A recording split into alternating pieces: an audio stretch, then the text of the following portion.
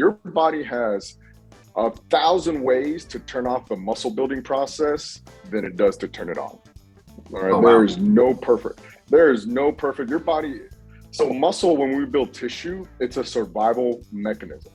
All it is when you put that stress on there and you're creating all that mechanical damage, you're tearing these Z-lines, you're making the sacromere spread apart, you're doing all these fancy things, right? All these cool workouts.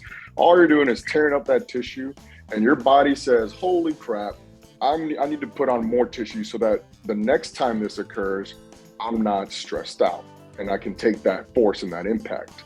So your body doesn't do, and it does like doing this, but in the sense that, hey, I want to come back stronger so that it doesn't happen again. But it doesn't like spending nutrients to build muscle. All right, it would rather partition those nutrients to other things that are important, like keeping your brain alive, right? So that's why there's 1,000 different ways to turn it off than there is, and there's only a couple ways to turn it on. So we all know that you've got to be in the caloric deficit for this muscle building process to occur. But a lot of other things have to be available as well. But I kind of tracked a little bit. Let's go back to the sleep thing. Now, whenever you go to sleep, right, and insulin is one of those things that we want to shut off when we sleep, which will happen automatically, depending on what you eat, honestly, for dinner, but it will happen. And when insulin shuts off, since insulin's job is to fuel the body, and specifically the brain, which the brain primary fuel source is strictly glucose, insulin doesn't work at night because you don't have food when you're sleeping in your stomach, technically, right? Unless you ate like a huge meal. But once insulin shuts off, all it says is, hey, growth hormone, I need you to come on. Growth hormone says, okie dokie, what are we gonna do? He says, we're gonna send glucose strictly to the brain so that you don't die at night. And then we're gonna send fatty acid to the rest of the body because they can function off fatty acids. That is why growth hormones help you lose weight at night, because they literally just send nutrients to the brain, glucose to the brain, and the rest of the body runs on fat for the rest of the night. So that's the main reason. Growth hormones they also help in the muscle building process, but they're also nutrient partitioning hormones.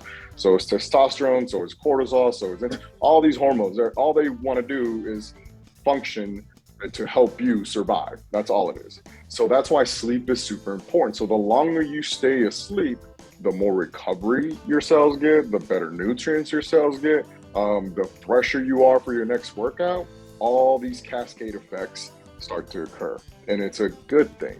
Now, what wakes you up is typically cortisol, because obviously you can't run off fat for the rest of your life when you're sleeping. So your body's like, hey, we need nutrients. So cortisol is one of those hormones that will elevate itself to signal the liver to start to release glycogen or break down glycogen to be used as fuel.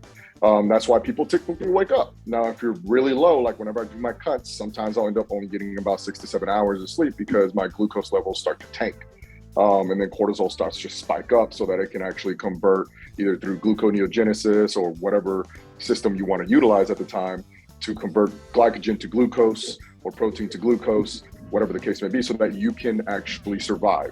Now, what people start to have is if they're way too much in a deficit, they'll start to activate catecholamines. And those are your adrenal system hormones or chemical compounds that will literally elevate your heart rate and prepare you for war. Like you're about to fight a bear and you get that elevated heart rate and you're like, man, I'm amped up, I'm pumped up, I'm ready to fight or run, whatever the case may be. And those hormones are another signal, another way of saying, hey, we need to release more fuel for the body. Does that make sense? Yeah. So what we want to do, though, is keep that hormone down and let cortisol do its job correctly and let growth hormones do it correctly. So if you're trying to grow or lose weight, focus on sleep, because those hormones play a massive role when it comes to either end of the spectrum.